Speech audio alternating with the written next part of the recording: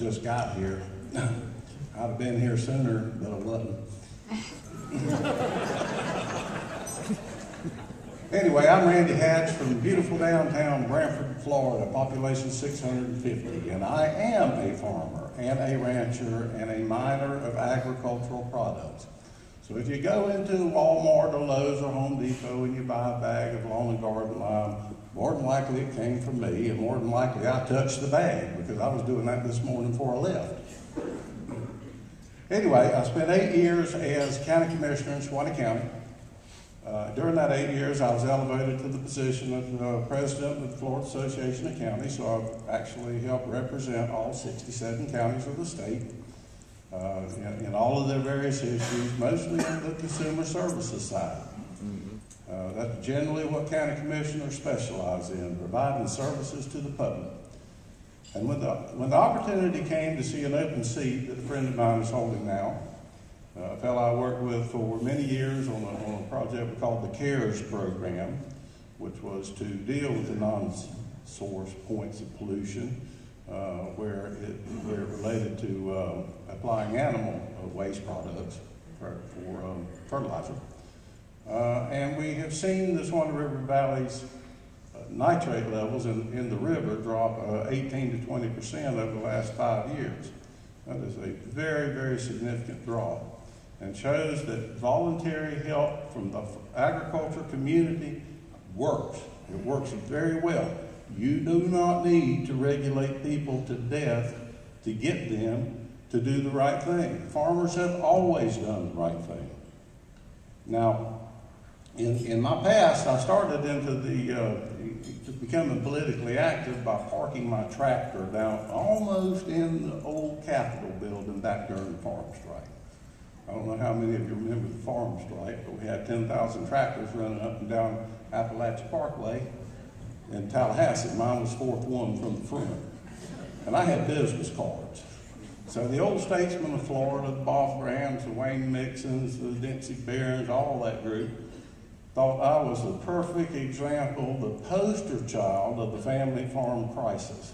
So they took me under their wing and they taught me the secret handshakes, and they took me in the smoke-filled back rooms and they let me start helping to write agriculture policy.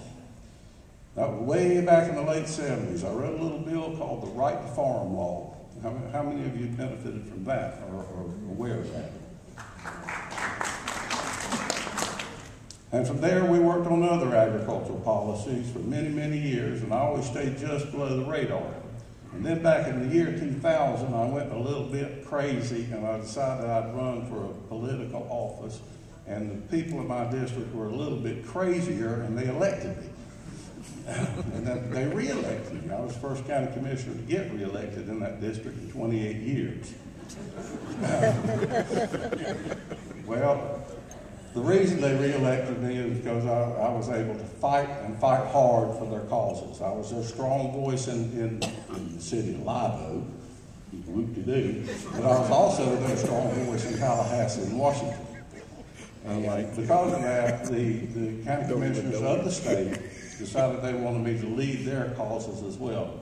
In addition, I was the chairman of the North Central Florida Regional Planning Council. I was a charter member of the Florida Education First Alliance. I was a charter member of the Florida Association of County Statewide Water Policy Board. I was honored to see 10 members on the Century Commission, Water Congress, just a couple of years ago. So imagine where they came from. Anyway, I've got the experience, got the knowledge, got the desire, and I have the vision.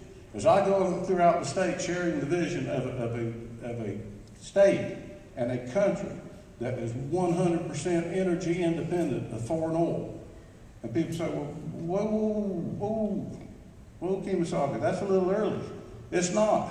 In 1978, I did on-farm ethanol research for the Department of Energy. We have had the technology for a very long period of time. Why doesn't government push it? Because they haven't figured out a way to tax it.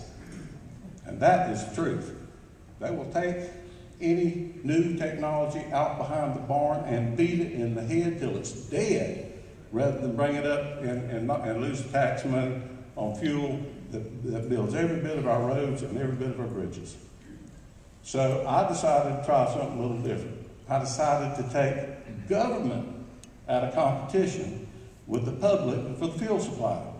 And so I formed an energy independence task force statewide at the local government level. Last year, we supplanted 18.5 million gallons of gasoline and diesel fuel using biodiesel and ethanol at the local government level. And how much tax revenue did we lose?